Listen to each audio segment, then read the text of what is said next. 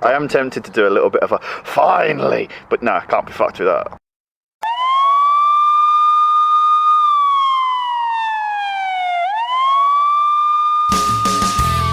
WrestleMania 30, right here in the Silverdome. I can't believe I'm the special host here for WrestleMania. I'm sorry, it is the Superdome, brothers. There you go. I'm excited too. Welcome to the first episode of Beyond the Beermat. Alternative names for this podcast were going to be Spending Beer Money, the Tatanka Appreciation Society, and Wrestling Podcast 3442. My name is Stuart. Alongside me is... Actually, no, we should have done this conversation before. This is sort of behind the curtain, as it were, before we've even got started. Are you doing like gimmick names, or are you just having your name? I'm not going to give myself a nickname. I'm not a bell end. I'm not going to do that. So, just Matt then? That's adequate. That's fine. It feels like a gimmick in and of itself. That's the name I generally go by in most aspects of my life, so indeed. with that. Okay, fair enough. It's been a long time coming, this, I'd like to point out, because for, I'd say 5 years now, I've been recording about football and slipping in the occasional wrestling reference to a co-presenter who very rarely gets it. That's no slight on Adam at all, but we're finally branching out and doing something different. And in that regard, what we've got to do first is almost like before we get into the ring, we've got the pre sort of vignettes that sort of put ourselves over. Are we in the position? The gorilla position? We're not even there yet. We've just sort of got that. Do you know when like Carlito was walking around and sort of establishing his gimmick and everything? We've got to do the pre-tapes first. Okay. Are we in the territories? No. Are we waiting to be called up to the big leagues? No, this is the big leagues. Believe right, it. then. Believe that. As far as this show goes, what we're going to be doing is not necessarily breaking down events chronologically as they go on, or even going back in time and doing certain storylines, eras, this, that, or the other. Basically, we're going to show up in your inbox every now and then. Once we can be asked, be amazing, and then fuck off. We're very much like Dwayne "The Rock" Johnson in that regard. First dig. Dig number one. Dig number one at the People's Champion. Yeah, I believe there may be ongoing theme. There may be more to come, I think, actually. Yeah. I would have thought so. The easiest question I have to ask, which is just, you can fill the airtime as much as you want. What do you actually like about wrestling? Because believe me, there's a lot we don't. That's a tough question, Stuart. It's hard. In my day-to-day job, I do like to speak to the customer about what I do, as I'm filling time with them as well. And Yeah. I say I like wrestling. It's still got that stigma, unfortunately, where it gets looked down the nose of everyone that you tell it to, which makes it even more difficult to justify why I enjoy professional wrestling. There must be aspects It's that you easy do to like. make the joke out of it, saying I enjoy watching big sweaty men Yeah. rolling around a ring all greased up. And wrestling. And wrestling. So that's the first thing. But There is something. it's the fake violence. That's what I like. I like to see two men pretend. I think it's the best way to ever sort out a problem. What, Rather- pretend? Yeah, rather than get round a table and discuss it and sort out your issue and air it like gentlemen, it's easier to get in a ring and pretend to punch each other. And on occasion drop them from a crane while they're in a car, and then the guy turns up the following day with no injuries, that sort of thing. Yeah, at least the issue gets resolved. No one gets hurt. And so, Actually, in the issue of who's going to get the shampoo commercial, it got resolved. Did we ever see that shampoo commercial? Because I don't remember. what was that? Edge and Booker T one for WrestleMania back in the day. It doesn't ring any bells. Head and Shoulders, they went with someone else completely. Other shampoo brands are available. Other shitty storylines are definitely available. Okay Why then. do you like wrestling? Me? What turned you onto wrestling, apart from WCW, which turned most people onto wrestling, as the superior brand? Really easily. It was, I think our generation and our age are in a position whereby it was, especially at school, it was the thing to watch. As much as you say, oh, no one watches it and everyone's sort of put off by it now. But in school and in like 98, 99, 2000, if you didn't watch it, you were the outsider. It's a strange position to be in, but that's the case. Was it? See, Yeah. even when I was young, even when I was a young nipper, it wasn't an in thing. It still had its sort of subsects of people that would watch it. There was maybe a handful of people in the whole school that would watch wrestling. They'd let everyone know about it, but football was always the thing. It was like, Oh yeah, football's always and has been. It's like, in this country it's just too big, but like there were Yeah. people that would, at least they'd recognise everyone. Not like, oh, do you know who John Cena is? Few people know, few people don't. It was like that people were knowing who most of the characters were. Oh yeah. See, even when I was going further back, when I was really little, I still had wrestling figures as toys. Yeah, I think didn't have a bloody clue who they were. Yeah, I they think were you grew just up on chunky that. men. Yeah. And so that was always good. But then it was that weird sort of, it was that curiosity and that fascination with these weird characters, because obviously it was in the 90s when it was rampant having these unusual gimmick characters. Everyone always, like, if you're going to point someone out that had a gimmick, you always go to the Repo Man or Doink the Clown for some reason. Yeah. It just Yeah, seems but to be the gimmicks back then were very sort of like, it was a profession, or unfortunately for most people of an ethnic demographic, they were the worst parts of that ethnic demographic and very stereotyped. And there's an old joke that Brendan Burns used to tell by where there is a terrible black stereotype and you could be talking about any one of about 5 different people. So, yeah, and then obviously it moves forward, and then this is the thing, you see, because while I will say that I watched, or I at least paid attention and was drawn into wrestling around the Attitude Era, I didn't really watch it, like Sky Sports and that, and the only real way you could watch wrestling back then for me was Nitro. And also as well, the thing about it, and I think this is really relevant to today, Raw and Nitro obviously were on Monday, we didn't get them till the Friday. You had to go through 4 days without spoilers, and for when everyone's watching Raw, that was really hard to do. No one watched Nitro. So I could watch Nitro on a Friday without knowing what was going on. Yeah. It's really, there's something to be said for watching a programme, and this, again, to 2018 stands the test of time.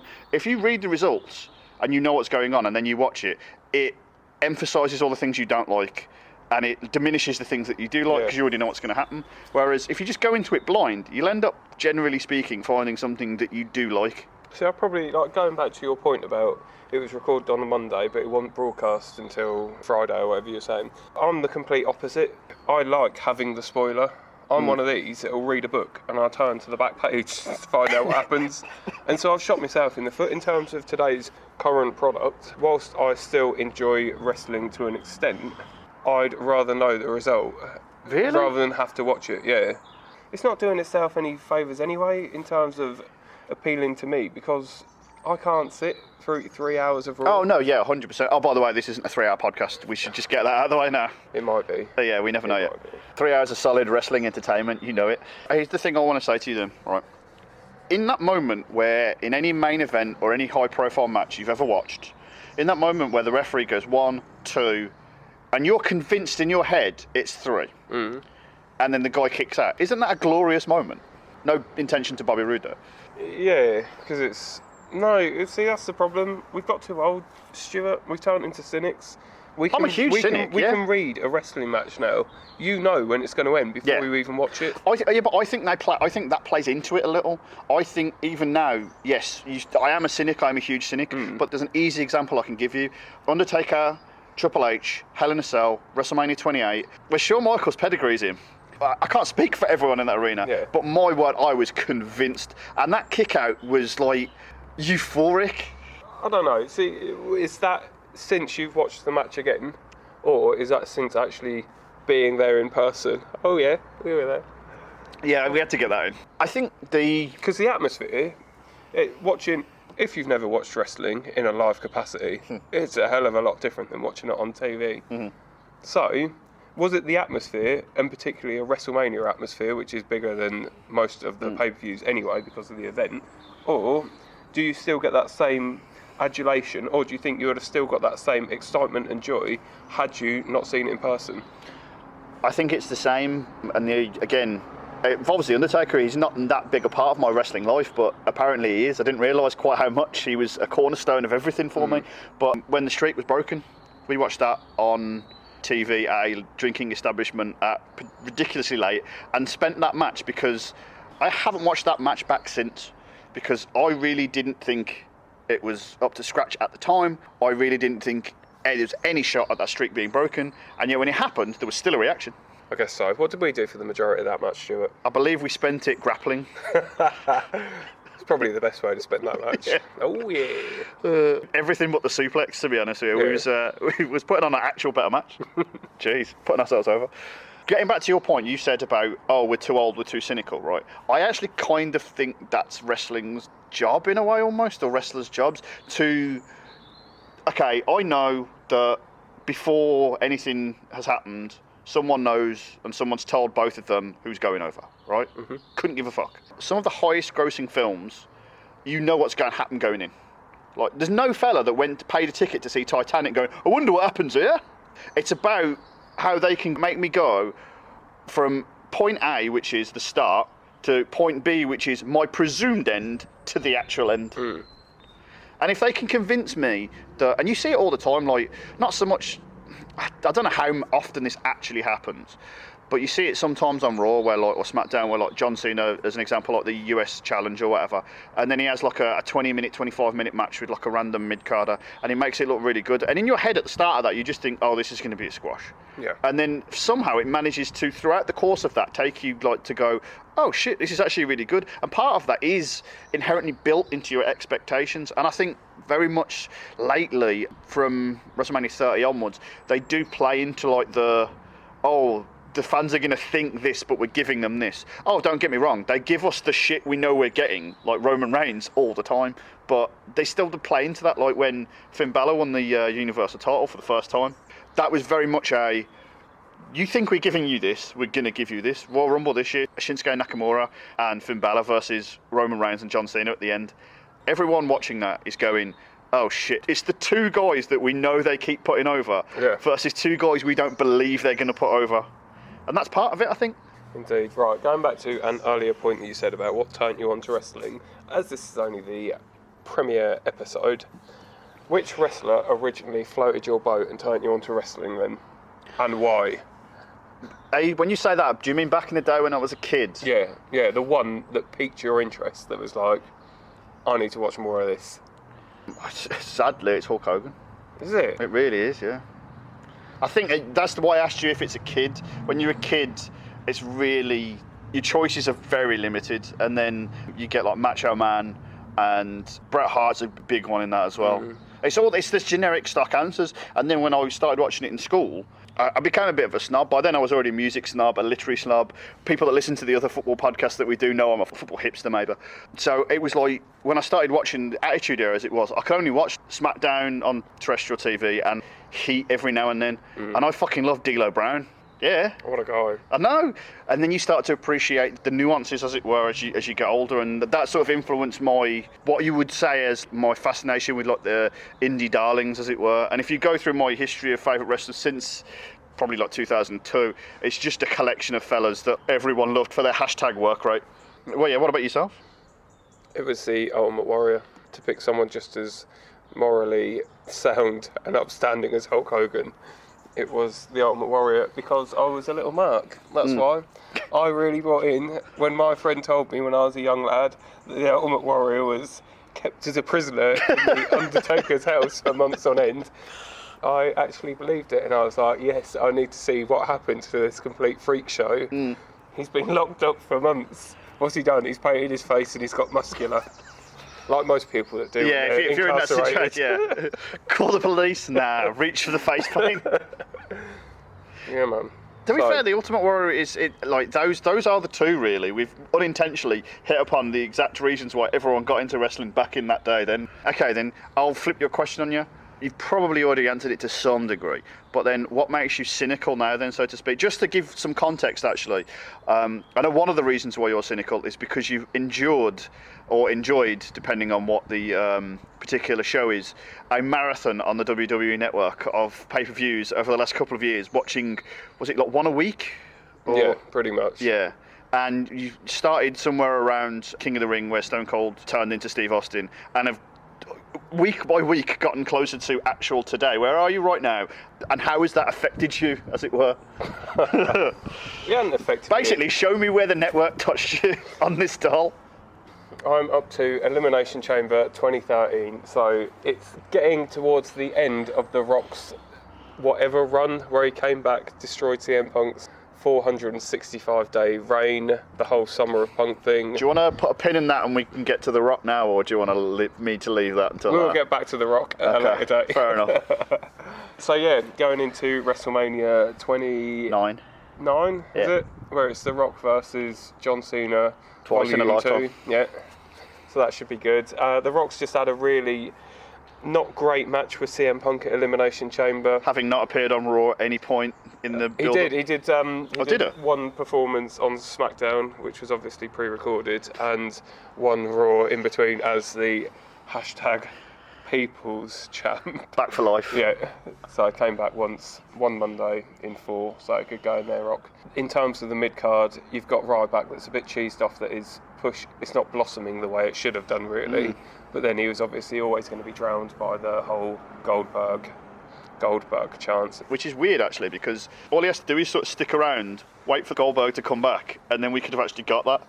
You could have, but he sort of shot himself in the foot, got a bit angry with the company, decided to pack up and leave anyway, didn't he? So. When about Ryback or CM Punk? Oh, yeah. Yeah, Both they of are them. connected, yeah. Who would have thought their careers were so intrinsically linked? If only one had history of slagging the other one off on other podcasts. It's all right. He still thinks that his day's going to come anyway. Good old Ryback. Oh, I was talking about Punk there. I like that. Oh. We thought we were talking about the Hello. the other person. Okay, then, linking that all back nicely, would you say, having gone through all of this time in such a short space of time, because when you watch a show week by week, you get a certain sense of like the storyline going through or whatever. When you like binge a box set, like you sort of have with every pay-per-view for God knows how long, do you see like dramatic changes, or is it like death by 1,000 cuts? You go from like 98 to 2001 and then to 2004. No, you don't see great big cuts. You don't see these changes. I'm going to rant a little bit now Okay. about internet fans and following the WWE on Facebook. It really grinds my gears, the comments on there. You've got people that believe it, and so congratulations to these people. You can't knock someone if they want to believe in the magic of wrestling still. Yeah. This could very easily turn into the same talk that the solicitor gave in Jurassic Park. If people want to believe in the magic and the hype of it, good for them. Let them enjoy it. Stop being a pain in the ass and like shooting them down. Have you ever been to a show where there's a kid in front of you and there's two smarks next to you, and you could almost see them ruining the child's night? That's been us. We've done probably, that. yeah, We've probably, done that. probably. I'd like to think we've enhanced it, but probably not. So leave these people alone. If they want to enjoy it, let them enjoy it. You're there. You're paying for a service of wrestling. So whether or not you've watched one episode of Raw or you've sat through all of the pay-per-views since mid-1997, for God's sake, if you don't like it, switch it off. That's a simple answer. Don't sit there criticising other people because they still cheer Roman Reigns. If you're old enough to be whinging about Roman Reigns, then you're probably old enough to have gone through this whole situation with Cena. You've done it, alright? You booed the face, you booed the person that was being forced down your throats. And eventually, I think the same for me, thanks to your intervention really, I've sort of turned the corner with Cena, whereby I'm not booing him. Last week when we were in the pub, we were talking about Cena, and I was putting him over as the greatest wrestler ever. You disagreed with that for some reason. I don't think his career, without getting onto Cena too much, I have never really changed my opinion. I remember going to house shows when he was fighting JBL, and there was a sort of echo there of booing Cena and cheering JBL because it wasn't Cena, and I could never get my head around that, because all the complaints that people were throwing at Cena, JBL is not a better wrestler, he's not a better worker, he's sort of okay at promos, but Cena can pull it off when he needs to. And then with the Rob Van Dam one night stand thing, and it's like, same old shit, and then Rob Van Dam's doing the same 5 moves he's ever done. Yeah. It's stuck in my craw, and Cena's never changed. That's the whole sort of argument. And you can say, oh, that's terrible, how has he not changed or evolved? I think the problem is that no wrestler's ever really done, aside from maybe Hogan, and Hogan had one huge change. The longevity has never really been at a point where you could get away with that. Steve Austin and The Rock were only around for such a short space of time, and when you go back and look, it's actually amazing how short their runs at the top were. And so, like, John Cena hasn't changed his music since 2005. I feel like I'm actually slagging him off now. I'm supposed to be defending him here. But at the end of the day, it's like, when you're at the top, you're not supposed to be there for that long. I don't think wrestling is meant to hold someone for that long, because attention spans, especially nowadays when you've got like 15 shows a week and they're all like 50 hours long, like, it's not meant to be like that. As far as the Roman Reigns thing is concerned, I think there is a slight derivation on that. Roman Reigns exists. I think he would have been a lot better off were it not for the existence of Daniel Bryan, because Daniel Bryan and Roman Reigns exist in this like diametrically opposed, almost literally like opposite ends of the ring. And if I were booking, I would definitely have them fight each other at next year's WrestleMania. One is the corporate heel and the other one is the face, because people would eat that up. And the problem is that the Daniel Bryan storyline revolves around and touches on many things that are actually true. And wrestling is never better when it touches on things that are true, regardless of whether they're exaggerated or not. And that is that Daniel Bryan is not who Vince wants to push. That is, Daniel Bryan is not who Vince wants as the champion. They try and do that with Roman Reigns. It's like trying to like piss on me and tell me it's raining.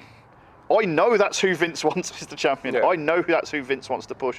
So for people booing Roman Reigns now, it's slightly different to Cena, because I think even the people that hated Cena sort of could understand it, whereas I don't think people really necessarily understand it that much with Roman Reigns. Well, I like Reigns, so fuck off.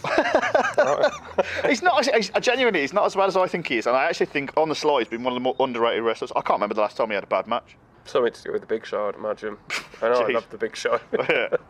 But it's one of these things whereby, like, to set up this whole sections of the crowd, and this will never really be the same now, whereas you could in 92, in 98, 2000, you could have a person who everyone would get behind and everyone would hate. Now it's like factions will get behind. And I don't mean like actual stables, I just mean portions of the crowd. Yeah. And when you get sections of the crowd, when you know you're not really... I think Daniel Bryan is a really unique case, and we'll get onto him shortly because we're probably going to have to touch on actual WrestleMania at some point. But with Roman Reigns specifically, you can have... I think he works really well. As like, they say, oh, it doesn't matter if you're cheered or booed so long as you get a reaction. That's what they have now. They have lightning rods. They just want some sort of electricity, no reference to Dwayne there. And he works as a perfect lightning rod in the sense of when he comes out, no one's going to be like, hey, right. Yeah, but you can see how the fans are cheesed off, aren't they? The WWE, the Fed, want a reaction either way. Yeah. Yeah, but they want a reaction, but the problem is, and the fans are obviously clocking onto this through numerous podcasts and all the media you've heard, when the fans are then getting drowned out and being muted and having cheers put over them. I think that ultimately the lack of any real competition is where this comes down to, because it's like you said yourself, don't watch it. You don't want to not watch it, you want an alternative, but there is no alternatives. The alternative is turning it off. There is an alternative. New Japan. Yeah, okay. Yeah. I was wondering where you were going to go. They're not in direct competition. The average fan is not going to go, I'm going to stop watching WWE and start watching New Japan. You don't. Yeah. I don't really think that many people made the decision of, like, back in the day, I'm going to stop watching WCW and start watching WWE. I think there was a cross-section that were watching both and then just couldn't be asked when there was just one. I don't know why that works, because it's like you've halved your workload there, really. The thing from that Roman Reigns will work really well, maybe not necessarily right now. At some point, he will be the heel that we want him to be. He already looks like a heel. Oh yeah, and acts like it. He's a bad boy. I wouldn't kick him out of bed. I love Roman Reigns. It's nothing to do with the fact that he's Dwayne "The Rock" Johnson's cousin, sister, second removed something. They once shared an elevator together. Yeah, that's fine. So moving that nicely along then, because that fits perfectly well. Roman Reigns then scheduled to face, may as well talk some currentness, just to give us a flavour of actual relevance. Not just our opinions. Two fellas who've never stepped in the ring before. You need to listen to us. We know more than anyone else. Worth more than yours. Listen. Hit that subscribe button. Yeah, so bringing it back around to the WrestleMania, the granddaddy of them all. We're not allowed to say Don't that. say that. Well, technically we're allowed to say it. Yeah. Have they got a tagline for it this year? Yeah. What is it? Same there every year. Whoa, WrestleMania. So it's not the ultimate thrill ride this year then? No, it's not. Did you know they had that last year? For that. Yeah, I did. Yeah. No, that was the New Day one. What? That was the New Day's WrestleMania, the one where they hosted it. Oh, right, okay. I don't know WrestleManias by the number. I only know by who hosted it. They took the numbers off it now, which I think is a shame. Why? It makes it seem old. Yeah, but that's a good thing, though. Why? Because it's got heritage. Yeah. Football heritage. Yeah. All right, Jose, back off. I just think that, like, I just like the numbers, especially when you're doing Roman, like, no one fucking knows Roman numerals anyway, so, like, you're not going to look at it and go, oh, they'll be like, they've spelt WrestleMania wrong, there's an X on the end of it. Although, to be fair, there was an X on the end of everything back in the, and a couple of Zs. Right, okay, we're going to have a quick run through of the WrestleMania card, okay, just to refresh your memory. As is now. Yes. We're a couple of weeks removed from... Does that mean before or after? I think it means either. We're a couple of weeks before Grammar Nazis WrestleMania. don't at us. However, to be fair, in the 2 episodes of Raw between WrestleMania, Something like that. yeah, and the 2 episodes of SmackDown before WrestleMania, nothing really happens anyway. Yeah. We have old Bork Laser versus my man Roman. AJ Styles, Shinsuke Nakamura. Opening the show. Alright. The Miz, Seth Rollins and Finn Balor. 3 wrestlers I actually like, but couldn't really care about that much. The triple threat match you're actually looking forward to. Randy Orton, Bobby Roode, and Don't Hinder the Jind. Next. Yep. Alexa Bliss versus Nia Jax. Asuka versus Charlotte Flair. Woo! Cesaro and Sheamus, aka The Bar, versus Brown. And Mark Henry. Oh, there. Calling it now. Cedric Alexander versus Mustafa Ali. Don't know who he is. For the Enzo Amore Memorial Tour. The no longer fabulous women's battle royale. Andre the Giant battle royale. And the main event, Kirk Angel, Mrs. Rousey, Trips and Steph. The mixed tag team match of the millennia. I'm not going to lie, because we all know that we're getting like 7 hours of draining action. That doesn't include the pre-show either. Yeah. No pre-show. If they schedule this right, which they never do, they always put like a match which gets a big reaction, followed by a match which should get a decent reaction, but is just fucked because. Yeah. If they schedule this and put Triple H and Kurt Angle on second to last, and Why are you not naming the women? They're just as important in today's modern product. it hasn't been ingrained into my skull yet. I need them to keep repeating it to me over and over again. Ronda. Yeah.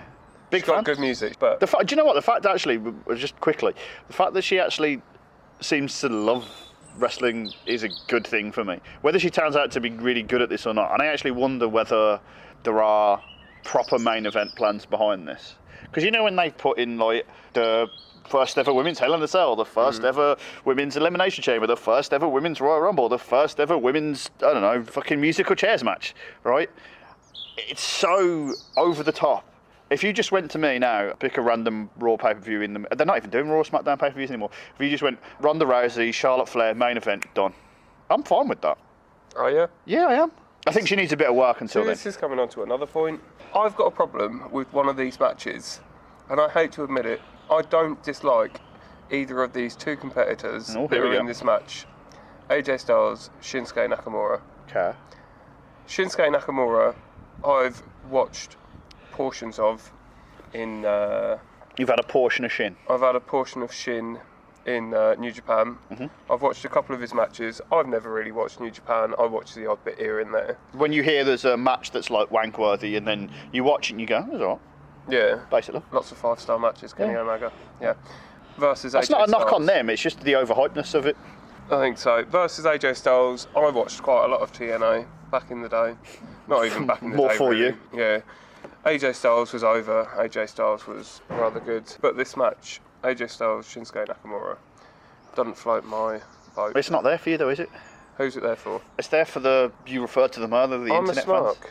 I'm a smark. I'm allowed to talk like I know about wrestling. There is a difference though. You're not going, when Jericho fought Kenny Omega, you're not sitting there having a power wank for 30 minutes just going on Reddit going, this is amazing, 17 stars. You're not that though, are you? No disrespect to those 15,000 people that did do that, but what they try and do, especially in WrestleMania now, is they've got a bit for everyone, and it feels like a sort of umbrella term. Yeah, but it feels like this should be the match for me. Or maybe I'm lying to myself. This says more about you than it does about the card. Oh, no, after my previous comments about Reigns and Cena and how I love them so much, this probably is a knock on me. I've followed these people's career. Maybe it's because I don't watch SmackDown. But AJ... you've got no need to. Shinsuke Nakamura has been on it like twice since, I think. But AJ Styles, the character of AJ Styles, and everyone calling him the best in the world, Yeah. I don't buy it. Who's better? I don't know, but he's missing the vital part, which is the character. AJ is performing that role that Shawn Michaels performed for about 5 years before his retirement, which is basically just give me anything and I'll make it brilliant. In ring, this is. Name a good AJ Styles match that's not the John Cena one at Royal Rumble. go back and watch that Shane McMahon match and have a look at that. Oh yeah, that was a good match. Yeah. Tell a lie. And I'm not like, and Shane McMahon isn't exactly known for his 5-star encounters. I'm not saying it's amazing, it's just better than it has any right to be. Strong for no reason. Shane McMahon. It's weird though, it's that sort of whole suspension of disbelief, and realistically speaking, AJ Styles and Shane McMahon should be a 3-minute match. Yes. But I have to have that like idea of, because it's Shane McMahon, he can do things, So terrible punches and that. What are you looking forward to on the WrestleMania card? Ironically enough, a match that you didn't mention. Daniel Bryan and Shane McMahon versus Kevin Owens and Sami Zayn. Hasn't been announced yet. As far as I'm concerned, they're all in the Andre the Giant Battle Royale. Yeah. That's going to be Daniel Bryan's WrestleMania moment. Jeez. Okay. Welcome back. No, this is the perfect thing actually for me, and this is brilliant because I get to speculate about a match that hasn't been announced yet. But realistically speaking, they're doing something, surely, not just sticking them in the Battle Royal with him being cleared again. You would imagine. They're going to do something, aren't they? Yeah, with 2 weeks. Sami Zayn, yeah. who I love as well, another wrestler. The Rockefeller Skank. In that song. Yeah, Fatboy Slim. Yeah. That's not Kevin Owens either. Sure. See, the wheels sort of seem to be falling off the whole Sami Zayn Kevin Owens thing as well. Yeah, do you know what? They're going to go back. What's it going to be? It's going to be 1 versus 1, 1-on-1, if you will. I accidentally pitched myself and talked myself into a terrible angle. You put yourself into a corner, Stu. That's your problem. I haven't. That's why you can't be a writer. I haven't booked myself into a corner. You've done it again. I pitched you a terrible angle, which was Shane McMahon turns on Daniel Bryan, because all McMahon's turn on Daniel Bryan. Sure. But then I reversed it. So I had Daniel Bryan turn and have like a indie version of the Authority. Oh yeah, sweet. And the more I think about it, like on paper, turning Daniel Bryan heel as soon as he comes back is the worst idea I've ever heard. They'll all be super faces though, won't they? Well, they'll be tweeners, won't they? They're still going to get you. Yeah, they'll be cheered by the Smarks and booed by the Marks, but the more I think about it, the more I quite like it. Because realistically speaking, Daniel Bryan actually has motive to turn on Shane. You know, they say the best storylines come in with like an element of truth. Here's a sort of like, you can just turn around and go, look, I knew he was going to turn on me. He's a McMahon. They all turn on me. Done. Finn Balor. I think there is a that sort was of... just French for finish. That is a sort of perfect way to bring this to a close before we're 3 hours in and well outstayed our welcome, and also well before the idea that Triple H has bored me to tears with his main event matches. And that is the point I wanted to make earlier, by the way. If they have Roman Reigns and Brock Lesnar on last, and then the Ronda Rousey Kurt Angle mixed tag match on second to last, I'll be mentally checked out by then anyway, so it won't matter to me. So I'm fine with that. I'm going to close this off. We'll probably have something else with another voice that isn't you. Not you listening, you sat up as it may. Oh. I'm hoping for another recording session. You can be on it if you want. Are you injecting me? Yeah, after episode 1, I'm super kicking you through the window. I went. Thanks for listening.